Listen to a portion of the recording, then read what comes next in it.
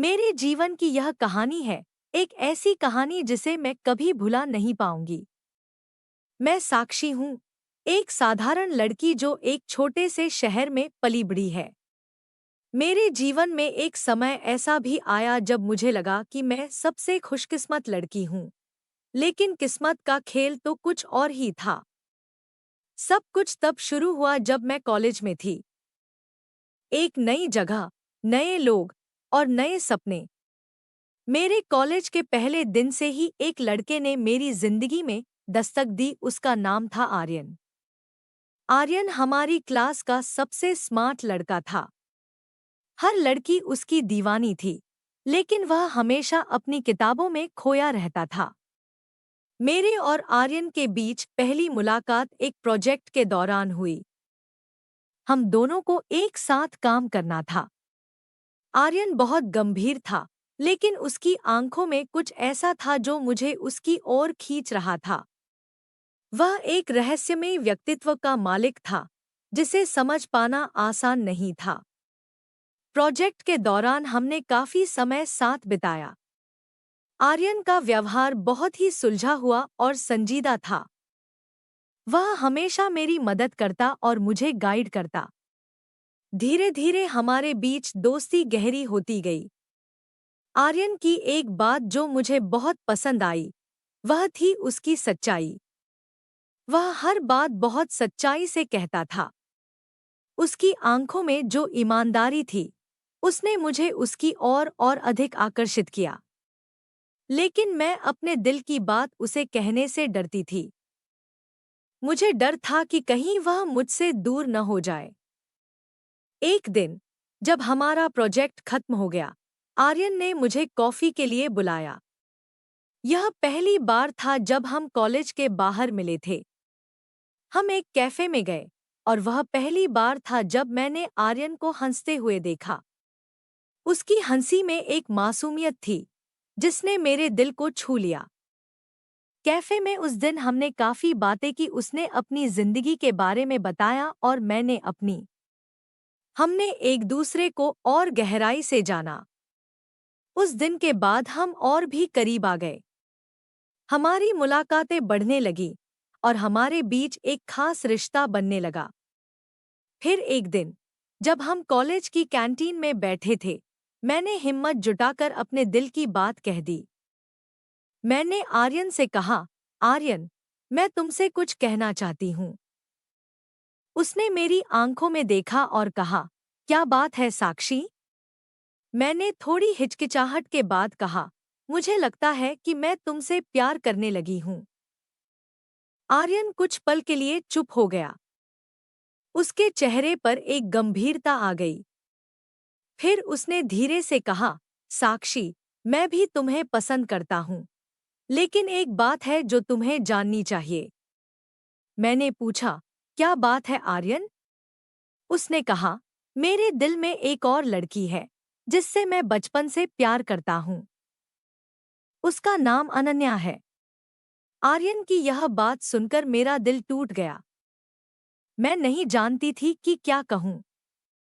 मेरी आंखों में आंसू आ गए। आर्यन ने मेरी ओर देखा और कहा, साक्षी, मैं तुम्हें धोखा नहीं देना चाहता। मैं तुम्हें बहुत पसंद करता हूँ, लेकिन मेरा दिल अनन्या के लिए धड़कता है। उस दिन के बाद मेरे और आर्यन के बीच दूरियां बढ़ गईं। हम दोनों ने बात करना कम कर दिया। लेकिन मेरे दिल में आर्यन के लिए प्यार कभी कम नहीं हुआ। मैं उसे हर दिन देखती, लेकिन उससे कुछ कह नहीं पाती। एक दिन, कॉलेज के आखिरी साल में, मैंने सुना कि आर्यन और अनन्या की सगाई हो गई है। यह खबर मेरे लिए किसी सदमे से कम नहीं थी। मैं जानती थी कि मुझे आर्यन को भूल जाना चाहिए, लेकिन मेरा दिल ऐसा नहीं कर पा रहा था। कॉलेज खत्म होने के बाद मैंने शहर छोड़ दिया और एक नई जगह नौकरी करने लगी। लेकिन आर्यन की यादें मेरे साथ हमेशा रहीं। मैंने उसे भूलने की कोशिश की, लेकिन वह हमेशा मेरे दिल में बसता रहा। समय बीतता गया, लेकिन मेरा प्यार आर्यन के लिए कभी कम नहीं हुआ।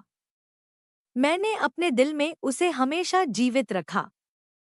यह अधूरी मोहब्बत मेरी जिंदगी का एक हिस्सा बन गई। लेकिन यही जिंदगी है। कभी कभी हमें अपने प्यार को छोड़कर आगे बढ़ना पड़ता है।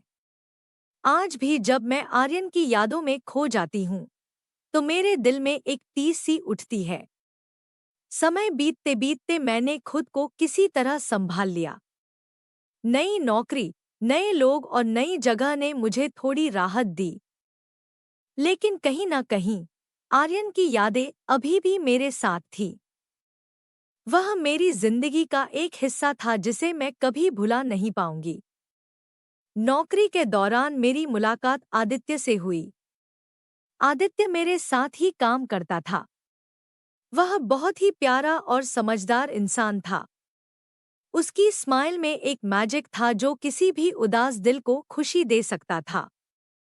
आदित्य और मैंने कुछ ही समय में एक दूसरे के अच्छे दोस्त बन गए।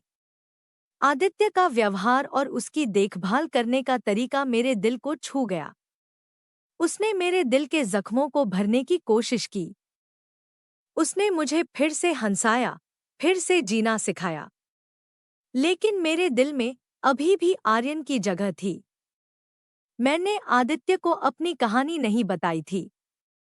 मुझे डर था कि कहीं वह मुझे गलत न समझे। एक दिन जब हम दोनों ऑफिस के बाद एक कैफे में बैठे थे, आदित्य ने मेरी आंखों में देखा और कहा, साक्षी, तुम बहुत प्यारी हो।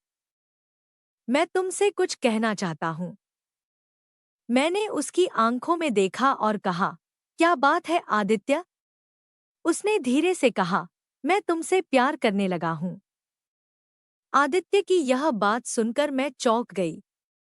मैंने कहा, आदित्य, मैं तुम्हें बहुत पसंद करती हूँ, लेकिन मेरे दिल में किसी और के लिए जगह है। मैं तुम्हें अपनी पूरी कहानी बताना चाहती हूँ। फिर मैंने आदित्य को आर्यन और अपनी अधूरी मोहब्बत की पूरी कहानी बताई। आदित्य ने ध्यान से मेरी बात सुनी और फिर मुस्कुराते हुए कहा, साक्षी, मैं तुम्हारे दर्द को समझ सकता हूँ।